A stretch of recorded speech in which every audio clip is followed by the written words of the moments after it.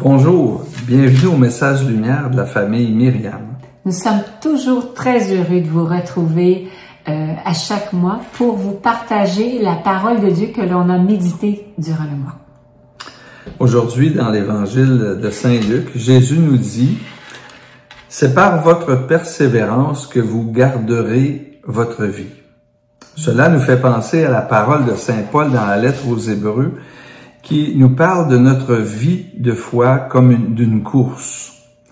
Il dit « Nous devons courir avec constance l'épreuve qui nous est proposée, en fixant nos yeux sur Jésus, j'ajoute, avec une crainte d'offenser Dieu. La crainte filiale, l'adoration filiale qui se rattache à la béatitude bienheureux les pauvres de cœur. » Qu'est-ce qui peut nous aider à persévérer dans notre vie chrétienne, à aller jusqu'au bout de notre course? Quelle attitude on doit avoir, en fait, c'est ce qu'on regarde un peu. D'accord. Alors, dans l'évangile d'aujourd'hui, quand les apôtres s'extasient devant le temple, avec la beauté de Saint-Pierre et tout ça, le Seigneur dit, « Ce que vous contemplez, des jours viendra où il n'en restera pas pierre sur pierre. Tout sera détruit. » Oui, il ne faut pas nous tromper de point d'appui. Si nos certitudes s'appuient sur des choses matérielles, nous n'irons pas bien loin.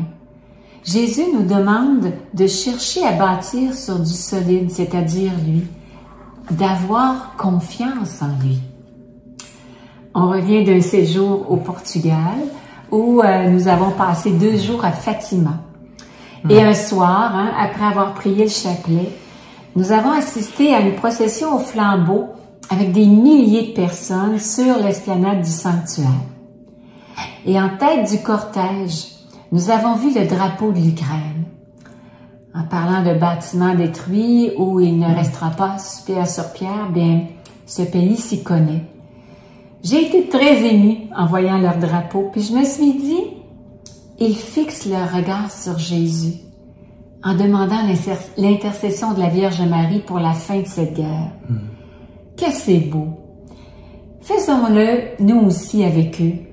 C'est le cœur de l'homme qui doit changer, et seul Dieu peut le faire. Oui. Et pour durer dans notre vie de foi, oui, il faut se nourrir de la parole. Les sacrements, la messe, les sacrements du pardon, c'est important parce que c'est d'ailleurs la petite pause qu'on s'est donnée, c'est de vivre tous ces événements-là à Fatima. On a fait un voyage de 2 semaines, mais on a pris une couple de jours pour rentrer dans cette vision du monde qui est extraordinaire, ces 3 jeunes enfants. On pourrait en parler longtemps, mais on va parler de d'autres choses. Qu'est-ce qu'on a fait? Qu'est-ce qu'on a fait, Fatima? On est allé à la messe, on a fait l'adoration, puis on est allé au sacrement du pardon dans plusieurs langues. C'est tellement beau. Mais bon, sur l'adoration, Mère Teresa disait, « Je sais que je ne serais pas capable de travailler 1 semaine si je n'avais pas cette force venant de Jésus dans le Saint-Sacrement, durant mon heure sainte d'adoration. » Le prophète Malachie en parle d'ailleurs dans la première lecture. Il dit « Le soleil de justice apportera la guérison dans son rayonnement. » Une grande guérison à demander pour notre époque, c'est d'avoir confiance en Dieu. C'est-à-dire que grandisse notre foi en ce Père qui peut tout, qui sait tout et qui nous aime à la folie. Oui, puis notre espérance chrétienne s'appuie sur notre foi, la résurrection. À la résurrection du Seigneur.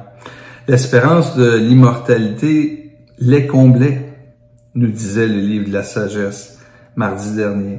Et les épreuves doivent être pour nous une occasion de rendre le témoignage de la persévérance dans l'attente et dans l'action par l'amour que nous aurons les uns pour les autres, en empruntant des chemins qui nous rend libres et qui rend libres les gens qui nous entourent. C'est important. Et l'humilité, la dépendance vécue sous le regard de Dieu, c'est ça. qu'on est appelé à vivre. Moi, c'est ce que les lectures me disent aujourd'hui.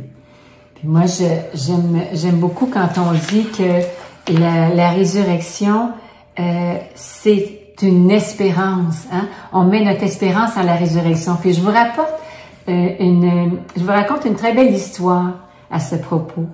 Incarcéré à Fresnes, en France, après la Deuxième Guerre mondiale, à cause de sa collaboration avec les Allemands pendant l'occupation, Jean Luchaire découvre Dieu en prison en lisant les ouvrages religieux que lui apporte son aumônier.